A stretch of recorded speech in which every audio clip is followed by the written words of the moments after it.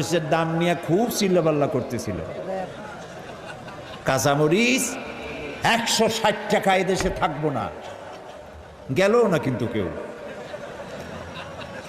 ধনে পাতা 200 টাকা, বেগুন 80 টাকা, কি সাংঘাতিক কথা। তারপরে রোজার মাস তো বেগুন হয়েছে 80 টাকা। পরে শুনি যে বেগুনি আর বানাইতে পারে না, পেঁপেনি বানাইছে। পেঁপে কেটে কেটে পেঁপে নি, বেগুনি হয় না, পেঁপে নি। ভাজা পোড়ায় যদি নোবেল প্রাইজের ব্যবস্থা থাকতো তাহলে মনে হয় বাংলাদেশ পাইতো। এখন যে মূলা 3 টাকা, গরুতেও খায় না, সে প্রশংসা কেউ করবে না। বন্যার কারণে, বৃষ্টির কারণে মালপত্রের দাম একটু বাড়তে পারে।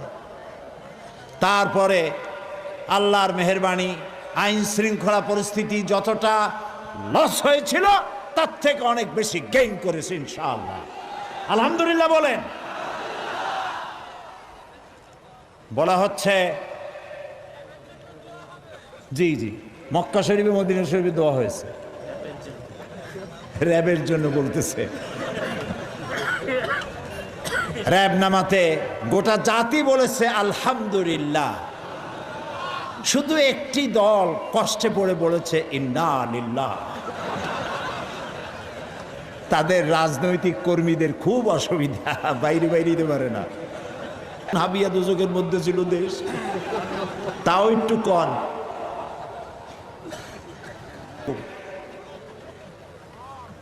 যদি এত দাড়ি টুপি পছন্দ না হয় তাহলে এগুলো যেখানে নাই, যেখানে পইতা বেশি, মেহেরবানি করে যান। কে নিষেধ করে? আল্লাহর মেহেরবানি, দেশ ভালোভাবে চলছে এবং আরো ভালো হবে ইনশাআল্লাহ, আরো ভালো হবে। আপনারা দোয়া করতে থাকেন, শুধু দোয়া করেন, সঠিকভাবে নামাজ আদায় করুন, ছেলেপেলেগুলিকে মানুষ সারাদিন পড়েন ক্ষতি নেই, কিন্তু সকালবেলায় যখন সূর্য ওঠে, যখন সূর্য মাথার উপরে আসে, যখন সূর্য অস্তমিতে যায়, এই 3 সময় নামাজ না পড়াই ইবাদত। তাহলে আপনারা নিশ্চয়ই বুঝে ফেললেন যে আল্লাহর হুকুম মাফিক জীবনযাপন করার নাম হলো ইবাদত। মা বোনেরা, এই পৃথিবীতে আমরা খুব কম সময়ের জন্য এসেছি। এই যে আপনারা যারা এখানে আসছেন, আপনাদের মধ্যে কেউ তো কচি শিশু, এখানে আসছে কচি শিশু, মায়ের কোলে।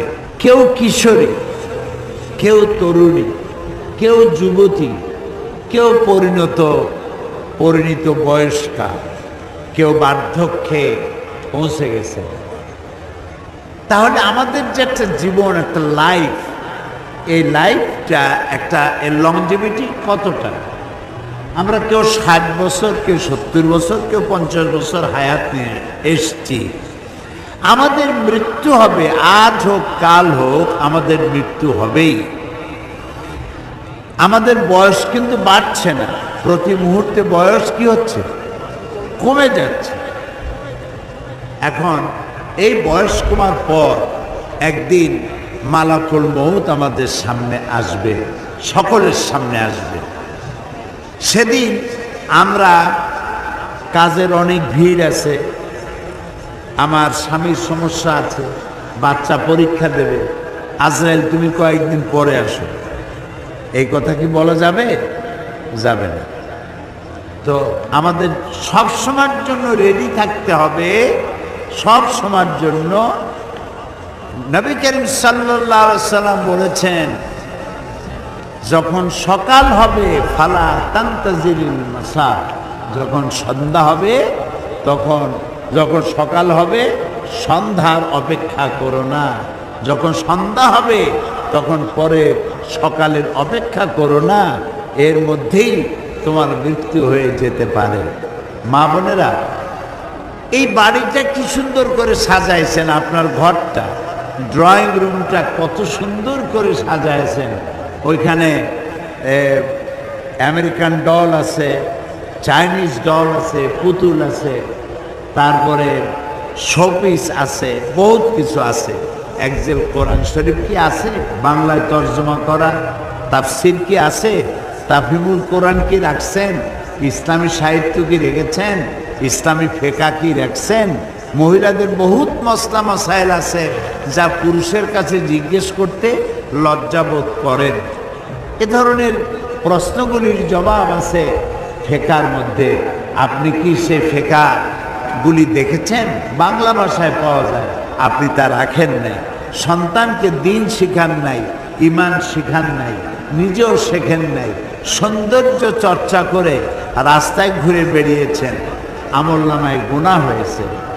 মরে যাওয়ার পর মা বোনেরা লক্ষ্য করুন, যখন মারা যাবেন তখন কি হবে? তখন কিন্তু স্বামী, মা বাবা, সন্তান সবাই কাঁদবে, আর এই কান্দাকাটি করে আর মুরব্বীরা বলবে তাড়াতাড়ি বিদায় করো, তাড়াতাড়ি বিদায় করো। তো গোসল দেওয়া হবে, আপনাকে 5 টুকরা কাপড় পরানো হবে, সোনাদানা খুলে নেওয়া হবে, এরপরে কবর খোঁড়া হবে, কবরের পাশে নিয়ে যাওয়া হবে, কবরের মধ্যে রেখে দিয়ে তারপরে ওর উপরে বাঁশ দিবে, তার উপরে কলা পাতা দিবে, তারপরে মাটি দিয়ে চিরকালের জন্য ঢেকে দিয়ে সবাই চলে গেল। কেউ সাথে যাবে না, স্বামীও যাবে না, সন্তানও যাবে না, ঘর বাড়িও যাবে না। এখন 2 জন ফেরেশতা আসবে, জিজ্ঞেস করবে মান রব্বুকা ওমা দীনুকা ওমান নবিয়ুকা, তোমার রবকে, তোমার দিনকে, তোমার নবীকে। যদি এই পুরুষ এবং নারী ঈমান নিয়ে যদি মারা যেয়ে থাকে, মৃত্যুর সময় যদি পড়ে থাকে লা ইলাহা ইল্লাল্লাহু মুহাম্মাদুর রাসূলুল্লাহ, সবাই পড়েন লা ইলাহা ইল্লাল্লাহু মুহাম্মাদুর রাসূলুল্লাহ, কালেমা পড়ে মওত হয়ে গেল। রাসূলুল্লাহ বলেছেন মৃত্যুর সময় কলেমা নিয়ে ঈমান নিয়ে মরতে পারলে জান্নাতে চলে যাবে। সুবহানাল্লাহ, আমরা বলি সুবহানাল্লাহ। তো এখন কালেমাটা উচ্চারণ করে মরতে পারে নাই, ঈমান নিয়ে মরতে পারে নাই। তো কবরে যাওয়ার সাথে সাথে যখন জিজ্ঞেস করবে মান রব্বুকা, তোমার রবকে, সে বলবে আমি জানি না, আমি জানি না আমার রবকে। ওমান নবিয়ুকা, তোমার নবীকে, বলবে যে আমি জানি না। তারপরে বলবে তোমার নবীকে, বলে চিনি না। এরপরে আযাব শুরু হয়ে যাবে। আর যদি ঈমান নিয়ে যদি মারা যায়, জিজ্ঞেস করবে মান রব্বুকা, তোমার রবকে, বলবে রব্বি আল্লাহ, আমার রব আল্লাহ। তাকে প্রশ্ন করা হবে আমা দীনুকা, তোমার দিন কি?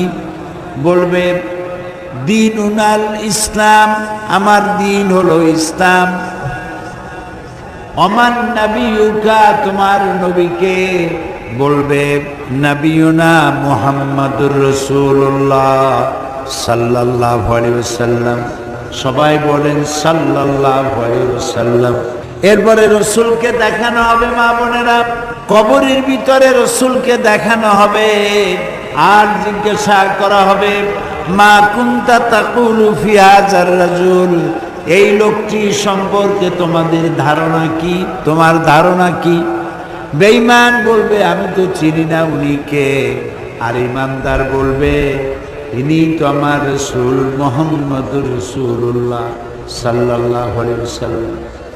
আল্লাহ রাব্বুল আলামিন কবরবাসীর জন্য গায়ব থেকে আওয়াজ দেওয়া হবে, আল্লাহর পক্ষ থেকে বলা হবে ফাফরিসু বিল জান্নাহ ওয়ালবিসু বিল জান্নাহ।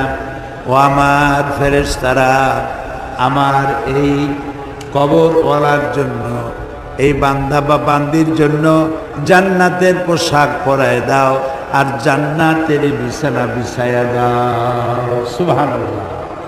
আর বলা হবে আমার এই বান্দা বান্দি চোখ যদ্দূর যায়, ইলা মাদ্দা বাসারিহি, যদ্দূর চোখ যায় তদ্দূর এই কবরটাকে প্রশস্ত করে দাও। তারপর বলা হবে নম কানাউল আরুস, দুলামিয়া যেমন বাসর সজ্জায় আরামে ঘুমায় যায়, তুমিও সেভাবে ঘুমায় যাও ইলা ইয়াউমিল কিয়ামা, কিয়ামত পর্যন্ত ঘুমায় যাও। সুবহানাল্লাহ। মা বোনেরা, এই মৃত্যু যেন ইমানের মৌত হয়, সেজন্য আপনাদেরকে দিন ও ইমানের উপরে চলতে হবে। আর মনে রাখতে হবে, মেয়ে লোকদেরকে আল্লাহ বেশি ফ্যাসিলিটি দিয়েছেন। মেয়ে লোকদেরকে এই যে নারী নীতিমালা, কেয়ারটেকারের আমলে একটা নারী নীতিমালা বাইর হয়েছিল, আমরা এটার বিরোধিতা করেছি।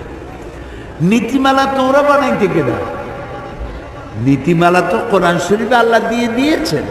আল্লাহ তো এমন কিছু নাই যা কোরআনে বলেন না। মেয়ে লোককে কি পাবে, তার অধিকার কতটুকু, সব কোরআন শরীফে বলা হয়েছে। কোরআনের নীতিটাই মুসলমানদের জন্য জরুরি। সুবহানাল্লাহ। সেই জন্য মা বোনেরা, মহিলারা যখন গর্ভবতী হয়, যখন স্বামী কর্তৃক গর্ভবতী হলো, পেটের ভিতরে সন্তান আসছে, তখন তার শরীরের কিছুটা পরিবর্তন আসে, মুখে রুচি থাকে না। এই যে মুখে রুচি নাই, খাইতে পারে না, যতদিন পর্যন্ত খেতে পারে না, মুখে রুচি নাই, ততদিন পর্যন্ত ইবাদত করলে, রোজা রাখলে পরে যত সওয়াব হতো, আল্লাহ রাব্বুল আলামিন এই সওয়াব ওই মায়ের আমলনামায় লিখে দেন। এরপরে বাচ্চা পেটের মধ্যে নড়াচড়া করে, মা ঘুমাতে পারে না, মা ঘুমাতে পারে না। যতদিন পর্যন্ত এই অবস্থা থাকে, রাত জেগে জেগে ইবাদত করলে যত সওয়াব হতো, সমস্ত সওয়াব আল্লাহ তাআলা আমলনামায়